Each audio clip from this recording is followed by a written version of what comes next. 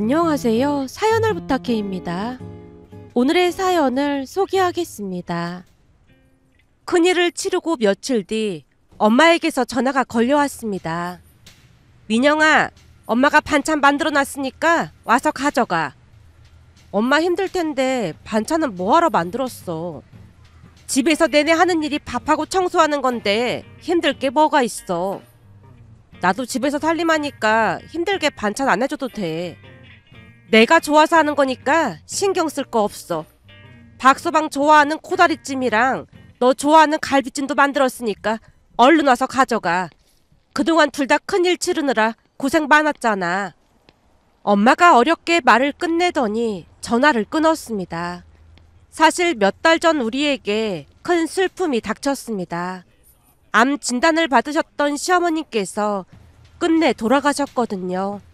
우리는 깊은 슬픔 속에서 장례를 치렀지만 그 슬픔은 쉽게 가시지 않았습니다. 특히 남편의 슬픔은 이루 말할 수 없었어요. 발인 전날 남편이 술에 취해 일어나지 못하길래 제가 다급하게 말했어요. 여보, 얼른 일어나. 어머님 보내드려야 하는데 상주가 이러고 있으면 어떡해. 마음이 급했기에 남편을 조금 세차게 흔들어 깨웠는데요. 그 순간 남편 입에서 너무나 슬픈 말이 흘러나왔습니다. 난 아직 준비 안 됐다고? 가지 말라고 해. 난 아직 준비 안 됐다고? 가지 말라고 해. 제발. 그 말을 끝으로 남편이 두 손으로 얼굴을 감쌌지만 남편의 눈에서 눈물이 끊임없이 흘러내렸어요. 그날 그 말은 제 마음의 깊은 상처와 슬픔으로 남았습니다. 그 뒤 남편은 일상으로 돌아오기 위해 정말 많은 노력을 했지만 가끔씩 남편의 얼굴에 어두운 그림자가 드리워지는 걸 볼 때마다 저 역시 마음이 무거웠습니다. 그렇게 잠시 후 차를 몰고 친정으로 향했는데요. 집에 도착하니 이모가 와 계셨어요. 민영이 오랜만이다. 그새 얼굴이 반쪽이 됐네. 상 치르느라 고생 많았지? 내가 고생할 게 뭐가 있겠어. 나보다는 시댁 가족들이 고생 많았지 뭐. 대충 대답하고 주방으로 들어가려는데 이모가 제 손을 덥석 잡더니 소파에 앉혔습니다. 민영아, 너 지금부터 이모 얘기 잘 들어야 한다. 얘기라니 무슨 얘기? 어리둥절한 표정으로 이모를 바라봤더니 이모가 진지한 표정으로 말을 꺼냈습니다.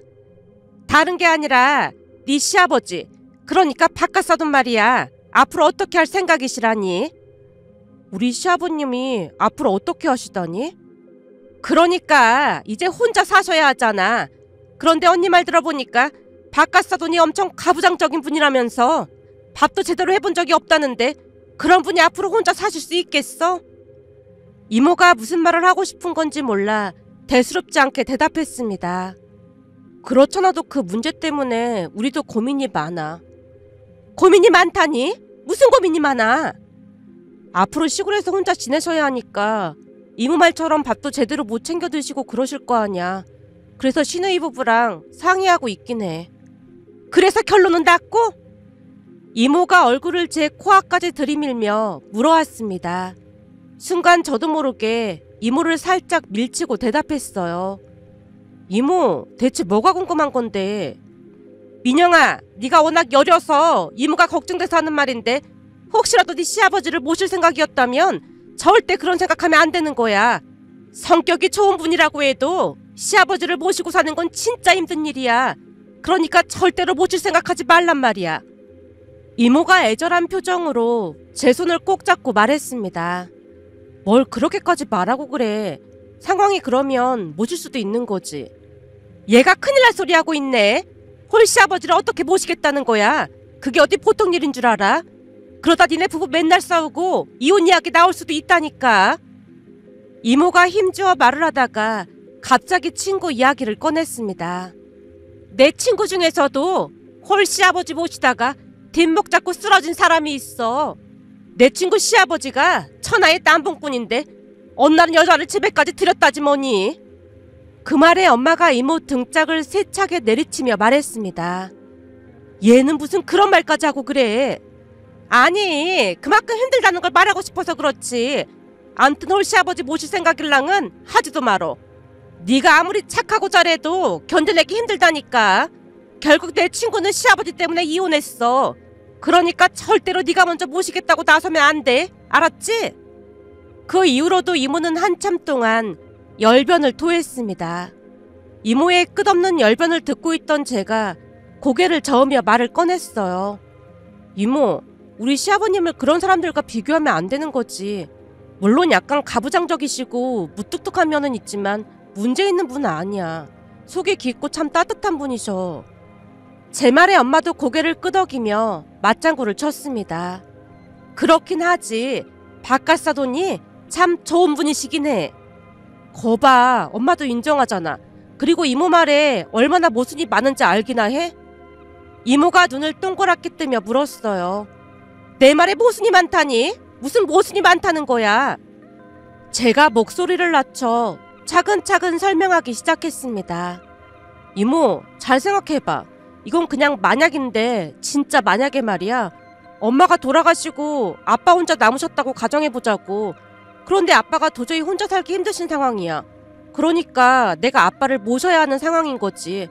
그 상황에 박서방이 절대 못 모신다고 하면서 뒤로 넘어가면 그때 내 기분이 어떨 것 같아? 이모가 잠시 말문이 막힌 듯 하다가 어렵게 대답했습니다. 그야 기분이 많이 나쁘겠지. 그니까 이모 말이 무슨 덩어리라는 얘기잖아. 내가 못 모신다고 하는 건 당연한 거고 박서방이 우리 아빠를 못 모신다고 한다면 천하의 나쁜 인간이라고 마구마구 욕할 거잖아. 나도 세상을 오래 살진 않았지만 항상 역지사지하는 마음으로 살아야 한다고 생각해. 제가 힘주어 말하자 이모는 한동안 입을 다물고 아무 말도 하지 못했습니다. 그때 엄마가 조용히 입을 떼며 말했어요. 그렇지. 역지사지하는 그런 마음이 중요한 거지. 하지만 이모가 여전히 받아들일 수 없다는 표정으로 말했습니다. 언니가 지금 한가하게 그런 소리나 하고 있을 때야. 설마 언니도 민영이가 바꿔서도 모신다고 하면 찬성하겠다는 거야? 엄마가 잠시 고민하듯 한숨을 쉬더니 대답했어요. 상황이 여의치 않으면 방법이 없는 거잖아. 저번에 들어보니까 바깥사돈이 당뇨까지 있으시다고 하던데 혼자 계시는 건 아무리 봐도 무리가 아닐까 싶어. 그 말을 들은 이모가 얼굴을 찌푸리며 싸늘한 목소리로 말했습니다. 두 모녀가 아주 천사네 천사야. 암튼 나는 분명히 경고했으니까 그때 가서 왜 뜯어발리지 않았냐고 원망이나 하지 마. 이모가 싸늘한 표정으로 엄마와 저를 번갈아가며 바라보더니 결국 소파에 등을 기대며 말을 멈췄습니다.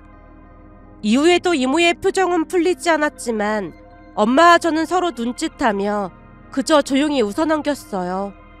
엄마의 말을 듣고 여러 생각들이 떠올랐는데요. 솔직히 다른 사람도 아닌 엄마가 시아버님과의 학가를 찬성한다는 것 자체가 좀 의외라면 의외일 수도 있겠지만 곰곰이 생각해보면 부모님도 시부모님의 배려에 대해 늘 고마워하셨기에 가능했던 게 아닌가 싶었습니다. 시아버님은 가부장적인 분이셨지만 그 나름의 따뜻함과 배려심을 갖고 계셨거든요. 특히 우리가 놀랐던 몇 가지 일이 있었는데 그중 하나는 결혼 전에 첫 인사를 갔을 때였습니다. 시아버님은 말을 많이 아끼시는 분인데요. 결혼 전 첫 인사를 드리러 집안에 들어서자마자 시아버님이 무표정한 얼굴로 말을 꺼냈어요. 오느라 고생 많았다. 밥 먹자. 정말 딱 그 한마디가 전부였습니다. 식사를 마치고 나서도 분위기는 조용했어요. 한두 시간쯤이 지나고 나서야 다시 입을 떼셨는데요. 밥 다 먹었는데 뭐 한다고 계속 앉아있어. 차 막히니까 그만 올라가 봐라. 갑작스런 말씀에 시어머님이 나무라듯 말했습니다. 아직 시간 괜찮은데 조금 더 있다 가면 되지. 뭘 그렇게 서두르고 있어. 하지만 시아버님은 완강하셨어요. 이 자리가 많이 불편할 텐데 뭘 오래 붙들고 있으려고 그래. 우리도 불편하고 너도 불편하니까 얼른 올라가 봐라. 그 말투는 무심해 보였지만 한편으로는 배려가 담겨 있었습니다. 그렇게 떠밀리듯 집을 나섰고 차에 타려고 하니 시어머님이 들기름이며 이것저것들을 챙겨 차에 실어주시며 말했어요. 아버지 말투가 좀 무뚝뚝해서 그러니까 이해하렴. 그래도 며느리감이 마음에 들었는지 이것저것 챙겨주라고 해서 차에 실었으니까 부모님 가져다 드리렴. 들기름은 좋은 들깨로 짠 거고 꿀은 아버지 친구가 하는 곳에서 최상급으로 가지고 온 거라 맛이 괜찮을 거야. 오늘 먼 길 와줘서 정말 고마웠다. 제가 고개를 숙이며 대답했습니다. 아닙니다, 어머님. 앞으로 자주 찾아뵐게요. 집도 먼데 자주 올 필요 없다. 앞으로 그냥 생사 여부만 확인하고 지내자꾸나. 네? 생사 여부만요? 농담이야, 농담. 그냥 너희들만 잘 살면 된다, 그런 말이야. 그 순간 모두 웃음을 터뜨렸습니다. 시누이도 까르르 웃으며 거들었어요. 역시 우리 엄마는 신세대라니까. 앞으로도 그런 마음으로 살면 고부 갈등은 없을 거야. 그날 시댁 가족들 모두 좋은 분들이라는 걸 한눈에 알 수 있었습니다. 시댁에서 받아온 들기름과 꿀을 부모님께 가져다 드리자 엄마가 한박웃음을 지었어요. 너무 귀한 걸 주셔서 몸둘 바를 모르겠다. 엄마의 입은 귀에 걸려 있었고 그 모습을 보니 절로 미소가 나왔습니다. 결혼 후에도 시아버님은 여전히 무뚝뚝하셨고 말투도 투박하셨어요. 처음에는 조금 무섭다는 생각마저 들었는데요. 특히 고모님 두 분에게 화를 내실 때면 심장이 두근거릴 정도였으니까요. 그럼에도 불구하고 우리 모두 시아버님을 좋아할 수밖에 없었던 이유가 있었습니다. 시아버님에게는 묘하고 짠한 매력이 있었다고 해야 할까요? 첫 명절날 집안은 음식 준비로 한창 분주했고 차례를 마친 뒤 고모님 두 분이 집에 오셨습니다. 오자마자 고모님들이 밥상을 차리라며 제게 지시하듯 말했어요. 며느리 밥상 좀 받아볼까? 한번 거하게 차려서 가져와봐라. 얼마나 잘하나 보게. 그 말에 굳이 부딪히고 싶지 않아 공손히 대답했습니다. 네, 알겠습니다. 그런데 그 순간 시아버님이 갑자기 집안이 떠내려가라 소리를 지르셨어요. 니들이 뭔데 우리 귀한 며느리한테 밥상을 차려라 말아야. 고모님들이 당황한 듯 말했어요. 오빠, 별일도 아닌데 뭘 화까지 내고 그래. 이게 왜 별일이 아니야? 아니, 우리는 손님이잖아. 그러니까 밥 좀 차려달라고 한 건데 뭐가 잘못됐다고 그래. 그 말에 시아버님이 더 크게 소리치셨습니다. 니들 사위한테 밥상 차려달라고 한 적이 있어 없어? 사위는 백년 손님인데 그러면 안 되는 거지. 그러면서 왜 우리 며느리한테는 밥상을 차려라 마라 하고 있어. 우리 집에서는 며느리도 백년 손님이니까 함부로 시키지 마. 배고프면 니들이 직접 차려 먹던지 해야지. 손이 없어 발이 없어. 음식하는 것도 하나도 안 거들었으면서 어디서 밥을 차려라 말아야. 시아버님의 한마디에 고모님들이 말없이 주섬주섬 일어나 스스로 밥상을 차려 드셨습니다. 그 모습을 본 시누이가 제게 살짝 귓속말을 했어요. 우리 아빠가 무뚝뚝한 면이 있어서 불편한 부분이 많긴 하지만 저렇게 우리 편 들어주실 땐 미워할 수가 없어요. 할머니가 살아계셨을 때도 엄마한테 함부로 하시면 절대 참지 않으셨거든요. 그래서 우린 아빠한테 불만이 없어요. 제가 고개를 끄덕이며 대답했습니다. 그게 정말 쉬운 일이 아니라고 하던데 대단하시네요. 그니깐요. 그래서 엄마가 힘들어도 제사를 꼬박꼬박 지내고 계시는 거예요.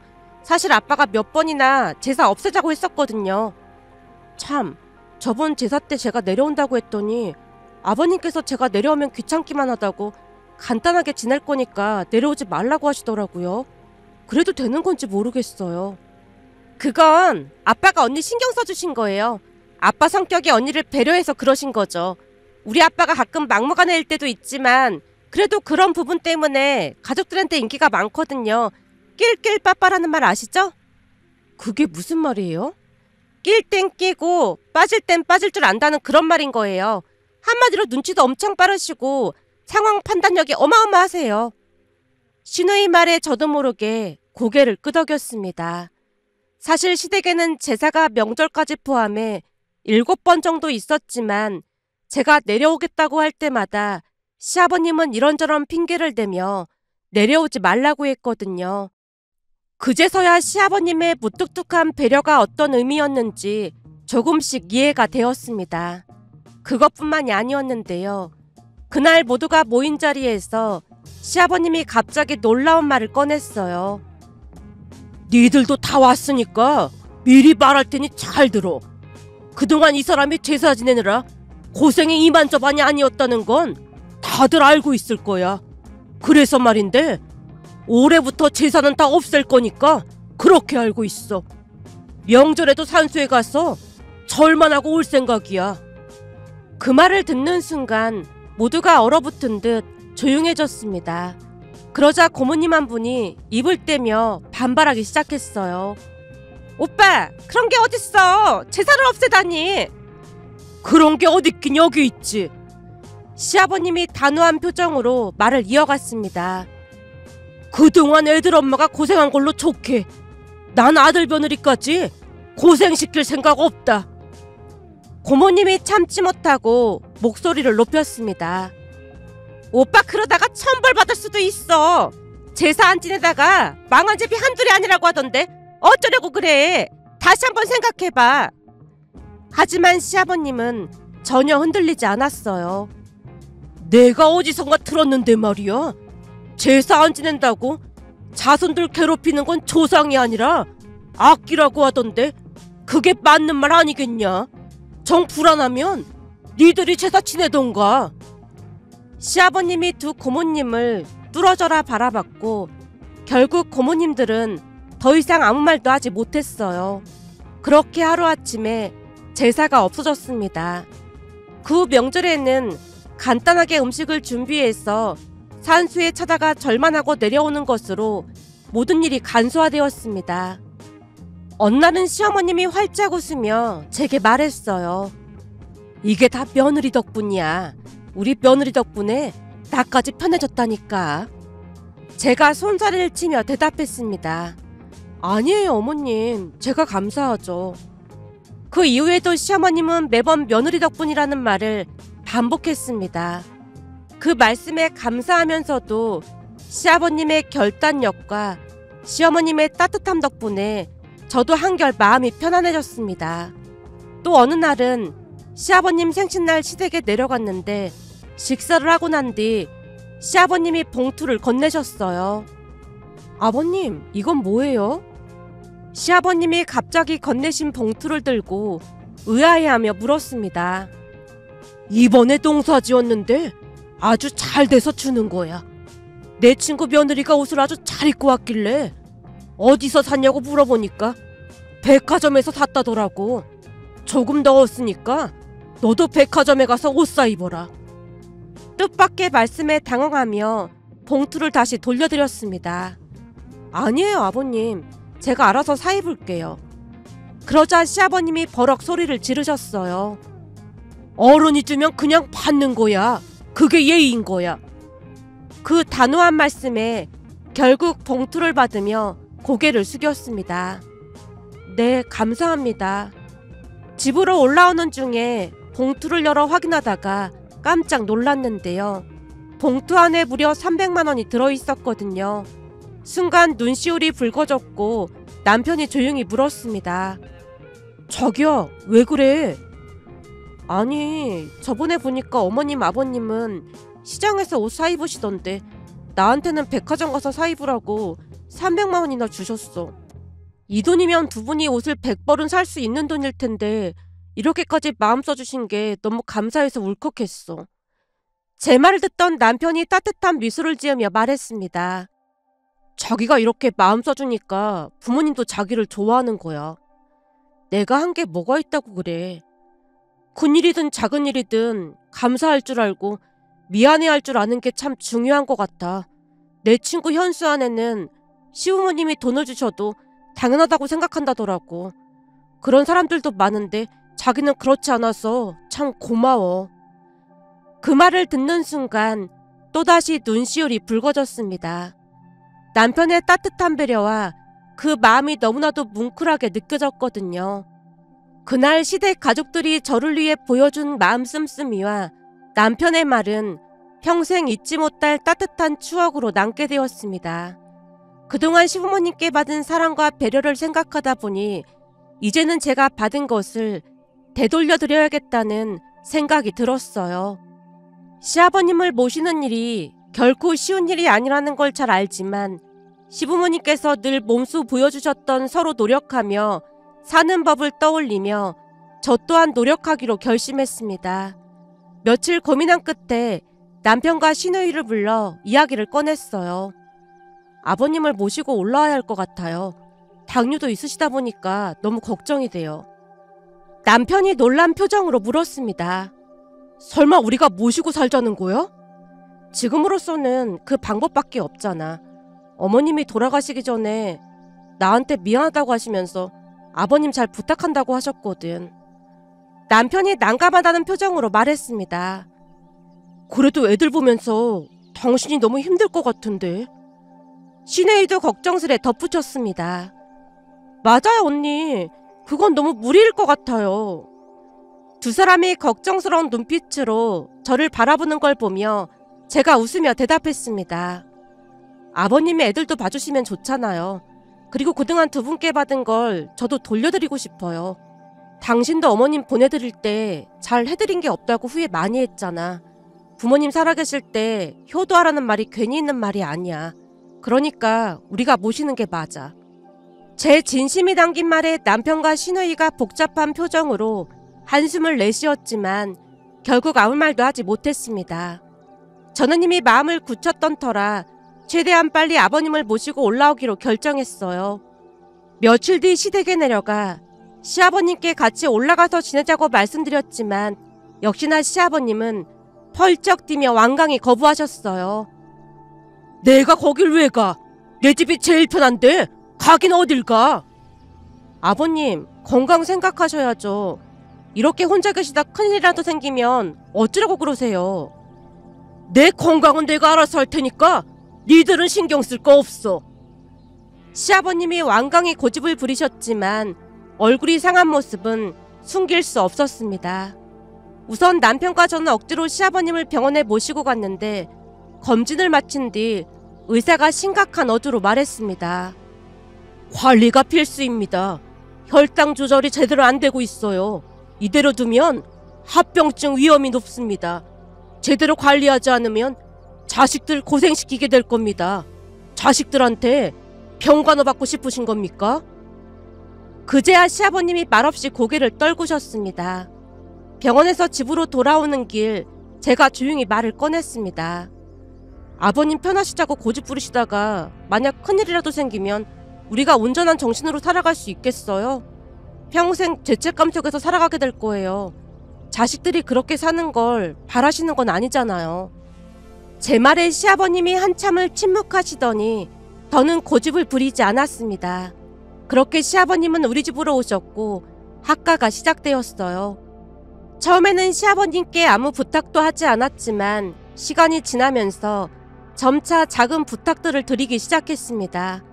마트에 갈 때는 함께 다니며 짐을 들어달라고 부탁을 드리는 등 소소한 부탁을 했습니다. 그러면서 시아버님은 점차 활기를 되찾으셨어요. 이거 내가 들면 되지? 이쪽으로 가자. 여기 세일하는 상품이 있네. 마트에서 손수 짐을 챙기시는 모습에 미소가 지어졌습니다. 그뿐만이 아니라 시간이 지나면서 시아버님은 주방 보조 역할까지 하시게 되었는데요. 앞치마를 두르고 채소를 썰거나 설거지를 도우시면서 활기찬 모습을 보여주셨어요.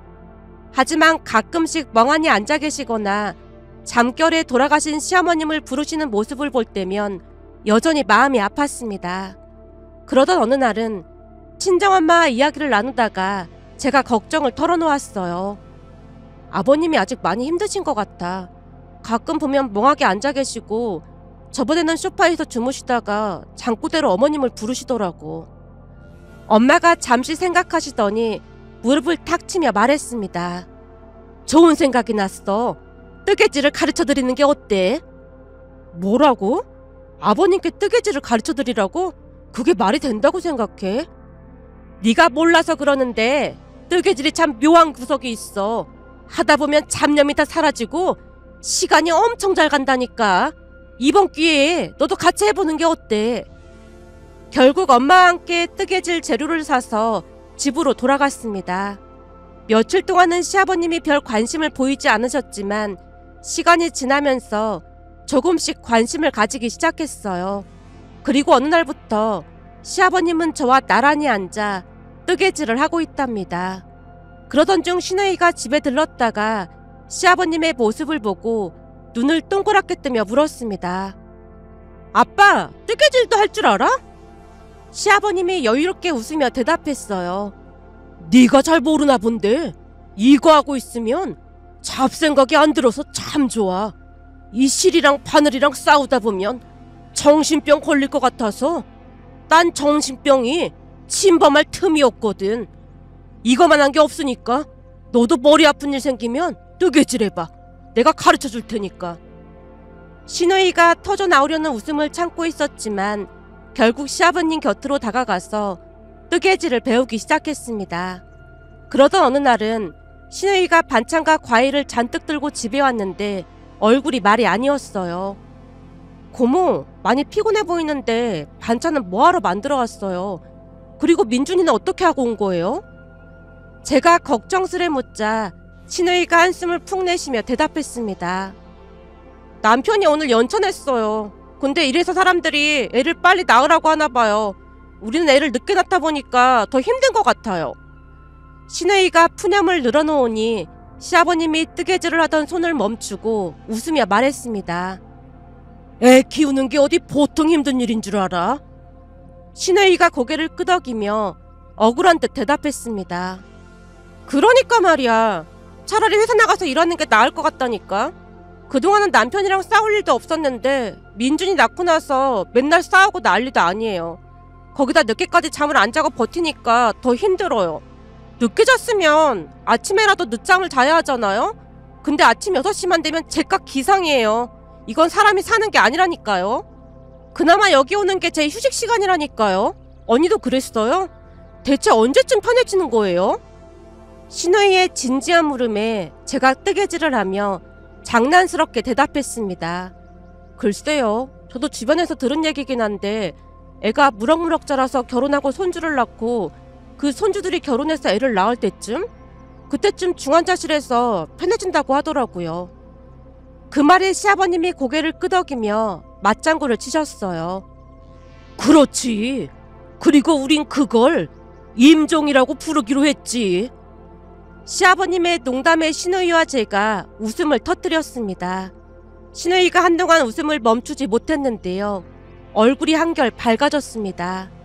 그 뒤에도 우리는 시아버님과 함께 유튜브로 사연 방송을 들으며 많은 이야기를 나누곤 했습니다. 그러던 어느 날은 제가 재미있는 이야기를 하나 들려드렸어요. 아버님, 제 친구 이모할머니 얘긴데요. 이모할머니가 미국에서 간호사로 오래 일하셨거든요. 그러다 결혼을 하셨는데 첫 남편 이름이 밥이었대요. 시아버님이 뜨개질을 하던 손을 멈추고 흥미롭다는 듯 물었어요. 이름이 밥이었다고? 거참 희한한 이름이네. 네, 그런데 몇 년 뒤에 이혼을 하고 다시 재혼을 하셨다는데요. 두 번째 남편 이름이 뭐였는지 맞춰보세요. 글쎄다, 뭐였는데 그래? 두 번째 남편 이름이 햄이었다나 봐요. 두 번째 남편 이름이 햄이라고? 미국인들은 이름을 참 희한하게 짓네 그래. 그러다 보니까 이모 할머니가 한국에 들어오실 때마다 친구네 할머니가 국이랑은 언제 결혼하냐고 물었대요. 그 말에 가족들이 웃음을 참느라 고생이었다고 하더라고요. 제 이야기에 시아버님이 배를 움켜잡고 크게 웃으셨어요. 그렇게 우리는 나름의 방법을 찾아가며 여전히 노력하고 있습니다. 물론 시아버님과의 학가가 전혀 불편하지 않다고 하면 거짓말이겠죠. 하지만 서로 배려하고 노력하다 보니 크게 어려울 것도 없다는 생각이 든답니다. 오늘도 시아버님과 나란히 앉아 뜨개질을 하며 사연 방송을 듣고 있는데요. 시아버님께서 특히 좋아하시는 방송이 바로 사연을 부탁해입니다. 막장 드라마 같은 사연보다는 따뜻하고 잔잔한 내용이 많아서 시아버님이 유독 좋아하신답니다. 사연을 부탁해 방송이 시작되기만 하면 뜨개질 바늘을 고르며 흥미진진하게 듣고 계시거든요.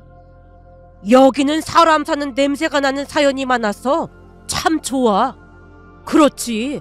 세상에는 나쁜 사람보다 좋은 사람이 훨씬 많기 마련이지.